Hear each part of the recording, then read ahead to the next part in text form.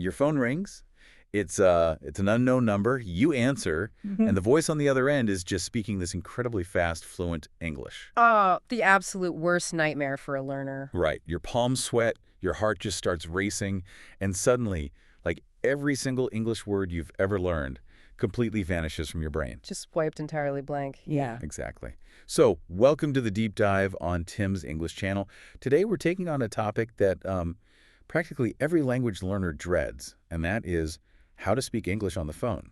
It is such a massive hurdle, but we have a really great stack of sources for you today. We really do. We've got ESL curriculum guides, some fascinating linguistic research on communication cues, and these psychological surveys on language anxiety. Yeah, and our mission for this deep dive is to basically completely eliminate that phone panic, using some really practical before and after examples. Yes, because it's such an essential skill, but the anxiety around it is just incredibly real. Oh, absolutely. Like those psychological surveys you just mentioned, they actually show that a learner's heart rate can spike to the exact same level as if they were taking a major university exam. Wait, really? Just from a phone call? Just from answering a simple phone call in a second language. Yeah. Uh, I mean, honestly, I'm not surprised at all. I was thinking about this, and picking up the phone in a second language, it feels like suddenly losing your superpowers. oh, I like that analogy. How so? Well, it's like you lose your hands, your face, your body language, Yeah. basically everything we usually rely on to communicate. Yeah. And you're left completely blindfolded with just your voice. That is honestly a perfect way to describe it because face-to-face communication relies so heavily on those visual cues. Right, like hand gestures and stuff. Exactly. The linguistic research we reviewed, it points out that a huge percentage of our understanding actually comes from reading lips, interpreting facial expressions, and, just watching body language. Which you completely lose on the phone. Right. On the phone, all those visual safety nets are just gone. They're replaced by, well, a disembodied voice, sudden silences, and this intense pressure of having only a few seconds to react. Yeah, that pressure is what gets you. And because we lose those visual cues, I feel like we tend to compensate in ways that actually hurt our communication. We really do. We panic. Exactly. We panic, and our language becomes really blunt and rushed. It just doesn't sound natural. So let's look at the very first hurdle here, which is starting the call and making a request. Oh, okay. Yeah. So our ESL curriculum sources, they use this classic example. Imagine you're feeling sick, and you need to call a clinic to see a doctor. Here's the typical before version. Let's hear it. Okay, it goes like this. Hello, I am sick. I need doctor today. 3 p.m. Okay, Right. Which is, completely understandable from a survival standpoint. because your brain is just in panic mode. Exactly. It reaches for the absolute most basic vocabulary just to get the job done. Okay, let's unpack this a bit, because I can definitely hear the aggression in that before version. But, let me play devil's advocate for a second here. Sure. When you're in a panic state, your brain naturally goes to the shortest, simplest grammar. So how do we actually change that aggressive tone without forcing a beginner to memorize some massive, complex paragraph? Well, the good news is we don't need a complex paragraph at all. We basically just need a formula. A formula, okay. Yeah. In standard English phone etiquette, tone is actually way more important than perfect grammar. What's fascinating here is how a simple shift changes everything. Here is the after version for that exact same doctor situation. Okay, lay it on me. I'd like to schedule an appointment, please. Do you have any openings? Oh, wow. Yeah, okay. That definitely shifts the energy. It sounds so much calmer. Right. The key here is replacing that highly emotional phrase I need with the procedural phrase I'd like to schedule. Because I need sounds like a life or death emergency. Exactly. When you say I need a doctor, it sounds like an emergency room situation. People might panic. But I'd like to schedule, it establishes this standard professional boundary. You're just a patient managing your calendar. It takes the panic out of the request entirely. I love Nice. that. And our sources specifically highlight that word openings. Why is opening such a brilliant word for a learner to use here? Oh, it's fantastic because of its sheer utility. For beginners, it's a magic word. An opening just means a free time slot in someone's schedule. So you can use it for anything. Anything. It's incredibly versatile. You don't just use it at the medical clinic, you use it at a hair salon or, when calling a mechanic for your car or even when booking a meeting at work. So asking, do you have any openings this afternoon? It's just this single perfect phrase you can memorize. Yes, and apply it to dozens of different real-world situations. It's a lifesaver. That is a really solid tool to keep in your back pocket. Okay, so you've successfully started the call. You used your formula. You sound polite and professional. Now we have to transition to the middle of the conversation. Right, navigating the actual purpose of the call. Exactly. You have to ask for specific information, which brings us to another classic trap. Let's say you're calling a retail store. You want to buy some red sneakers in a size 9. Okay, I can see where this is going. Yeah. Here is the dreaded before version. You have red shoes size 9. I want to buy. Tell me. Oh boy. Again, we see that panic response leading to very blunt, direct phrasing. Right. To me, tell me sounds like a police interrogation. It really does. You're just demanding an answer from this poor customer service rep. But practically speaking, how does a learner ask a direct question without sounding so demanding? Well, they need to use what linguists call softeners. Softeners, like softening the blow. Exactly. In English culture, and especially in pragmatics, which is the study of how context influences meaning directness, is very often perceived as rudeness. Especially in customer service, yeah. Right. We prefer a much gentler approach. So the curriculum guide suggests this after version. I was wondering if you have a specific item in stock. I was wondering if, it's a very common phrase, but why does it work so well right here? Because it acts as a conversational cushion. Starting a sentence with, I was wondering if, kind of gently signals to the listener that you're about to ask for a small favor. Oh, I see. It removes the pressure. It completely removes all the pressure from the interaction.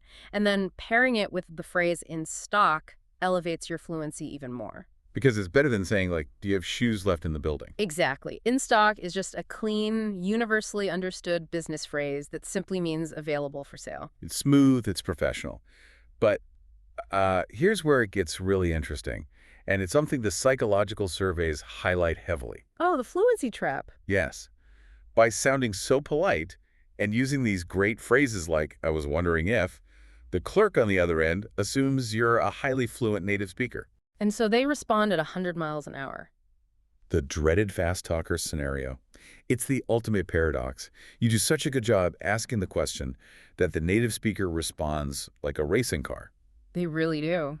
They say something like, hi, yes, we might have those in the back. Let me check the system. Did you want the red or the dark red? Just a complete wall of sound. Exactly, a wall of sound. The learner understands absolutely 0 words. Yeah. And the classic before reaction is to just panic, say, yes, okay, bye, and hang up the phone. Which leaves them wondering if they just accidentally bought a boat. It completely ruins the communication. It totally does. We hang up because we're so afraid of looking silly. We don't want to admit we didn't understand. But, by trying to save face, you end up sitting there thinking, did I just reserve 20 pairs of shoes? Did I just give away my credit card information? Yeah, you have no idea what you just agreed to. So why is the native speaker so hard to understand in that moment? Is it really just the speed? Well, it is speed, but it's specifically a linguistic concept called connected speech. Connected speech. What does that mean exactly? Basically, native English speakers don't pronounce every word individually. They blend them together. So a phrase like, let me check, becomes let me check. Let me check. Yeah, we do that. And did you want becomes did you want. For a language learner, that blending doesn't sound like faster English. It sounds like an entirely new, unrecognizable vocabulary word. Oh, that makes so much sense. Mm-hmm. Okay, so if the issue is connected speech, how does the learner fix it? Because I have a real hesitation here. What's your hesitation? If I use a generic phrase like, oh, I didn't quite catch that, isn't that a bit risky? If I just pretend I missed the word instead of admitting I didn't understand the vocabulary, won't the clerk just repeat the exact same blended fast words again? That is a very valid concern. If you only say, I didn't catch that, they probably will just repeat it the exact same way, just louder. Which doesn't help at all. Not at all. That's why the curriculum guides provide this incredible 2-part safety net.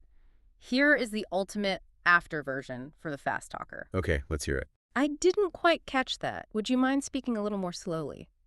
Ah, I see. So you're giving them specific instructions on how to fix the problem. Exactly. You break it down. The first part, I didn't quite catch that, is a very natural idiom that saves your pride. Oh, right. It shifts the blame a little. Yeah. It implies the audio connection was bad or the words just slipped by. You aren't apologizing for your English skills, but the second part is the real magic. Would you mind speaking a little more slowly? That's a very specific grammatical structure. It is, and it's basically the gold standard for polite requests in English. Would you mind followed by an ingo verb? So in this case, speaking is incredibly polite. And it forces them to adjust. Precisely. When you ask a native speaker to slow down using that exact phrasing, it breaks them out of their autopilot connected speech. They suddenly realize, oh, I need to enunciate my words clearly. And honestly, no one will ever say no to a request that polite. I think that's a crucial point for learners to really internalize. People are generally much kinder than we give them credit for. Oh, absolutely. The person on the other end of the line wants the communication to succeed just as much as you do. If you give them the chance to help you by politely asking them to slow down, they're usually very happy to do it. They really are. You just have to be, brave enough to deploy that safety net phrase instead of doing the panic hang up. Right. Okay, so we've navigated the fast talker. You got the shoe size information you needed. The actual business of the call is done. Now for the tricky part. Yeah, now we reach a surprisingly difficult phase of the phone call. The goodbye. Ending a call smoothly is a very distinct skill. Even native speakers mess it up sometimes. They really do. And learners struggle with it because they just don't know how to gracefully escape. This leads to what our sources lovingly call the triple bye. Oh, the triple bye. It's so painful. It is. The before version sounds like this. Okay, yes, no more questions. Okay, bye. Yeah. Bye. And then you just sit there. Yes, you sit there holding your breath, hoping the other person hangs up first so you don't hang up on them. It creates a tremendously awkward, lingering energy on the line. So why do we do this? Is it literally just a lack of vocabulary?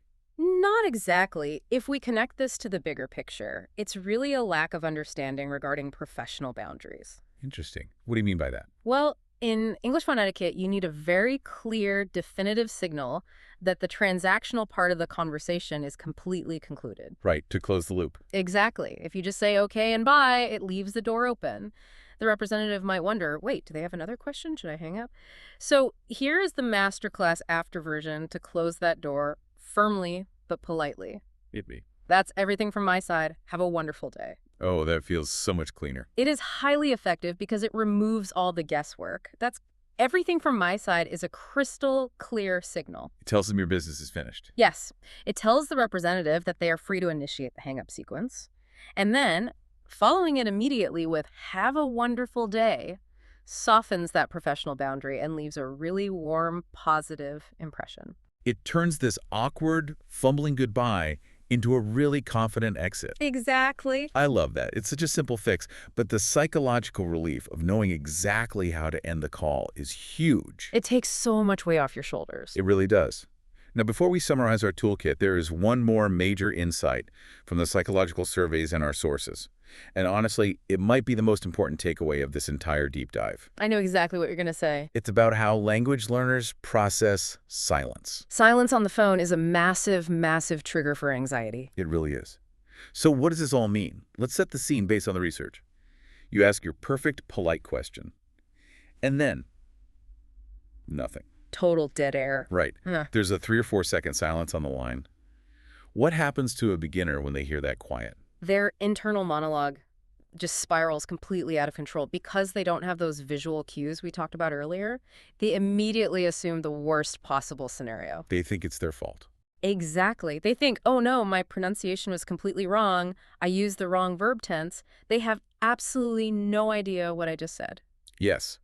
And the studies show that because they assume they made a mistake, they start babbling just to fill the quiet. Which is the worst thing you can do. It is. They repeat their question louder, or they try to rephrase it on the fly using worse grammar, and they actually create confusion where there wasn't any to begin with. It's a self-sabotaging loop, and it's caused by a total misinterpretation of reality. Right. So we need to completely reframe what silence actually means on a phone call. I like to think about it like a loading screen on a computer. Oh, that's a brilliant way to look at it. Think about it. When you click a button on a website and the little circle starts spinning while the page loads, you don't panic. No, you just wait. Exactly. You don't smash your keyboard and assume the computer hates you.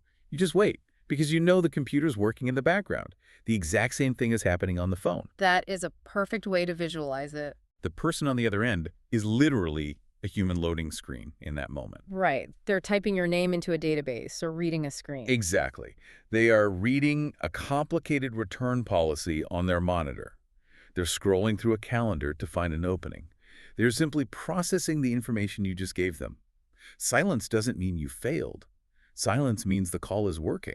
It takes a lot of discipline, but learning to just sit with that silence is an absolute game changer. It really is. The next time the line goes quiet, don't start babbling. Just take a deep breath, count to 3 in your head, and trust that they're just doing their job on the other end. It's all about shifting your perspective. Hmm. Okay, let's quickly recap the toolkit we've built from today's sources so you can take it into your next phone call. Sounds good. First, we are changing aggressive demands into polite, professional requests. So instead of saying, I need, we use the formula, I'd like to schedule an appointment. Right. And second, we're using softening phrases to ask for information without sounding like a police interrogator. We use the magic key. I was wondering if you have this item in stock. Yes. Third, when we run into connected speech and a native speaker is just talking way too fast, we deploy our safety net confidently. We say, I didn't quite catch that. Would you mind speaking a little more slowly? And finally, we establish clear professional boundaries to avoid the dreaded, awkward triple buy. We simply say, that's everything from my side. Have a wonderful day. Armed with these 4 strategies and the knowledge that silence is just a loading screen, you are ready. So the next time your phone rings with an unknown number, remember, you have the toolkit.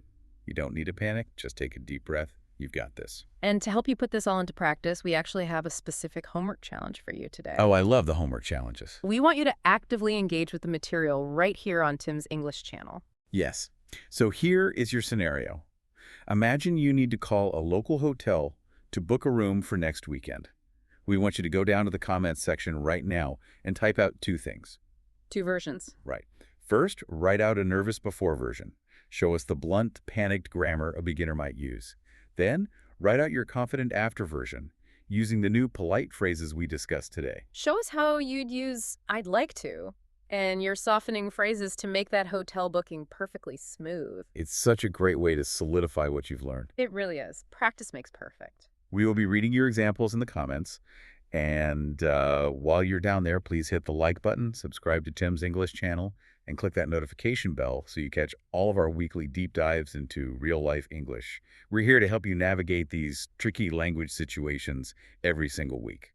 But, before we wrap up completely, I think we should leave everyone with one final thought to mull over. Oh, definitely. Based on our discussion of communication cues. Exactly. We spent a lot of time today talking about how losing visual cues on a voice call makes us incredibly anxious. But it really makes you look at the broader landscape of how we communicate today. You mean with texting and everything? Yeah. Think about our heavy reliance on texting, messaging apps, using emojis.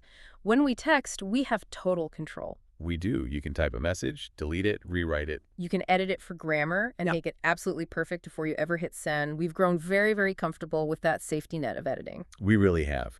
So here is the provocative question for you to consider. Does our modern reliance on perfectly edited text messages actually make us more afraid of the ringing phone? It's a great question. Are we slowly losing the skill of spontaneous real-time conversation simply because we don't practice it as much? Do the absolute safety of the text message make the weight of a phone call feel way heavier than it actually is? It's a very compelling thought. I mean, the more we hide behind the screen, the harder it is to just speak. It is definitely something to think about the next time you reach for your phone to type out a long text message instead of just, using your voice. Absolutely. Well, thank you so much for joining us for this deep dive. We really hope you feel equipped, confident, and ready for whatever caller is on the other end of the line. Take care, keep practicing, and we'll catch you next time.